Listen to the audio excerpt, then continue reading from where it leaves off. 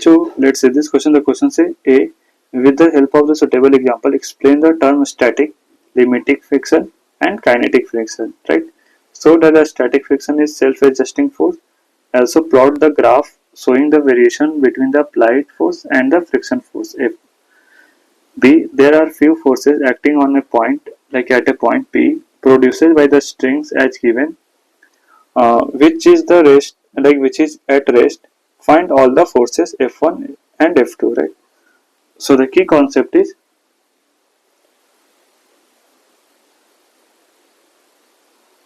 that is friction force.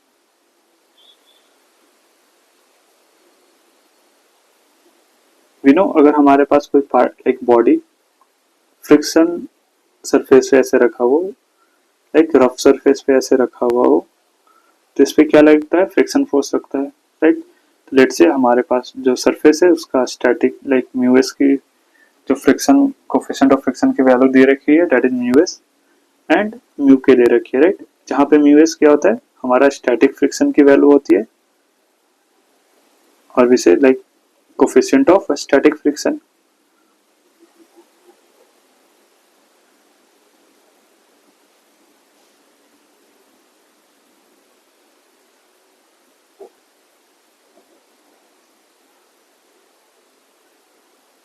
And mu के हमारा क्या था? Coefficient of kinetic friction, right?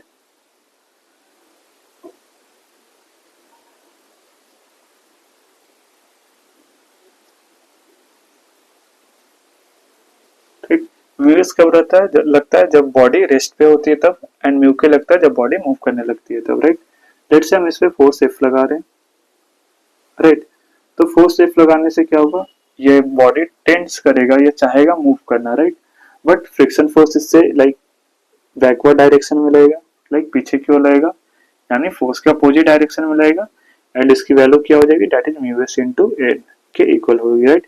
N क्या है हमारा यहाँ पे? दैट इज नॉर्मल फोर्स है, राइट? सो इसके इक्वल हो जाएगा, राइट? एंड ये फोर्स लाइक ये एफ की वैल्यू क्या है? This is the mu s into n, and ये क्या होता है? This is the maximum value, right? So like friction force की मैक्सिमम वैल्यू क्या होती है? म्यू एस इनटू एन होती है, राइट? सो अभी के लिए हम कंसीडर कर लेते हैं, इस पे क्या लग रहा है? एफ फोर्स लग रहा है, राइट? एंड ये फोर्स की वैल्यू क्या होगी? लाइक फ्रिक्शन फोर्स की वैल्यू ये डिपेंड करेगी एफ पे, राइट? एफ हम लगाएंगे, लाइक अगर नहीं लगाएंगे तो फ्रिक्शन फोर्स इस पे लगेगा, नहीं लगेगा, राइट? तो एफ की वैल्यू क्या हो जाएगी यहाँ पे? लाइक इस केस में जब जब कैपिटल एफ जीरो होगा तो स्मॉल एफ भी जीरो होगा, राइट? नाउ कैपिटल एफ को इंक्रीज करेंगे, right?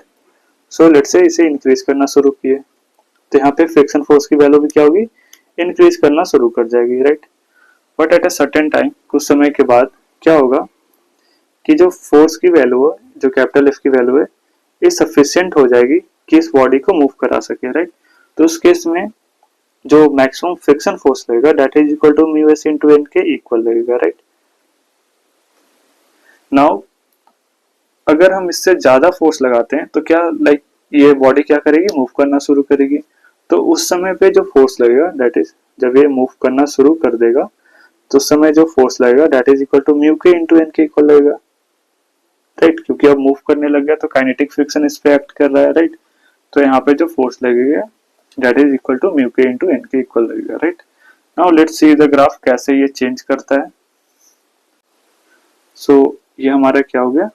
That is friction force, and x axis पे हम क्या करें? अप्लाइड फोर्स हमारा ये हो गया, right? That is capital F and this is our small F, right? So पहले क्या था? जैसे जैसे फोर्स बढ़ा रहे थे वैसे वैसे फ्रिक्शन फोर्स बढ़ रहा था, तो ये क्या था? डिपेंड कर रहा था लिनियरली इस पे, राइट? बट एक मैक्सिमम पॉइंट पे आता है, राइट? जिसे हम लिमिटिंग फ्रिक्शन बोलते हैं, एंड उसकी वैल्यू क्या होती है? That is mu s into n, right? This is our limiting friction.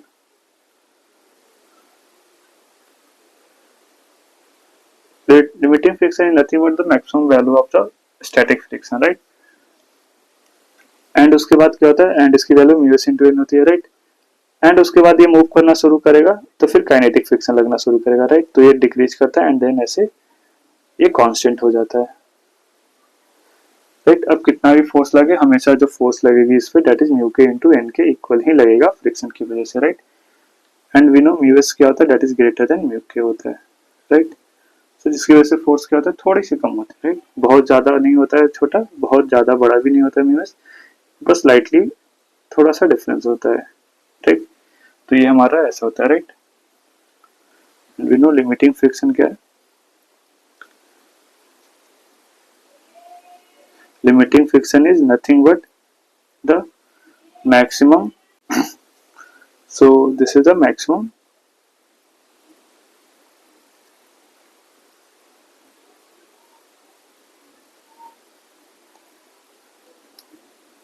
friction force, right?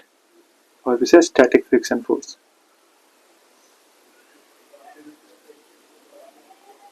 right? This is the maximum static friction force, right? जिसे हम लिमिटिंग फ्रिक्शन बोलते हैं, राइट। नाउ बी पार्ट की तरफ move करते हैं। Now हमें B part में कुछ इस प्रकार का फिगर दे रखा है, right.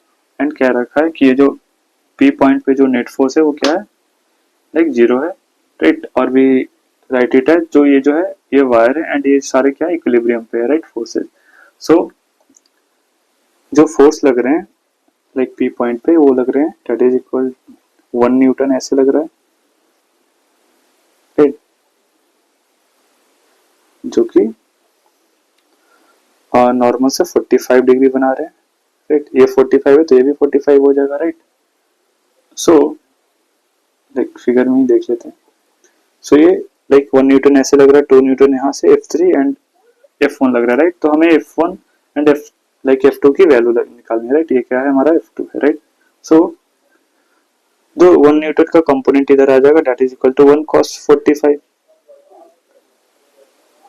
That is equal to 1 upon root 2 newton. ऊपर की ओर भी क्या लग जाएगा that is 1 upon root 2 newton, right. यहाँ पे भी क्या लग जाएगा प्लस लाइक 2 न्यूटन भी ऊपर की ओर लग रहा है, राइट। ऐसे डायरेक्शन है इसका, राइट। तो ये अपवर्ड क्या हो जाएगा that is 2 upon root 2 newton, right. And इधर लग जाएगा 2 upon root 2 newton, right. Like ये सिस्टम हमारा क्या है इक्विलिब्रियम पे है, तो हम लिख सकते हैं that is equal to F1, like F1 ऐसे लग रहा है, राइट। एंड F2 ऐसे लग रहा है, तो F1 plus 1 upon root 2 equal to 2 upon like root 2 newton. तो F1 यहाँ से हमारे पास क्या आ जाएगा that is 1 upon root 2 newton, right. And F2 क्या आ जाएगा that is F2 equal to हम लिख सकते हैं that is 3 like 1 by root 2 plus 2 by root 2 that is 3 by root 2 newton, right. तो F1 एंड F2 की वैल्यू आ गई हमारे पास that is 1 upon root 2 and 3 by root 2 newton, right.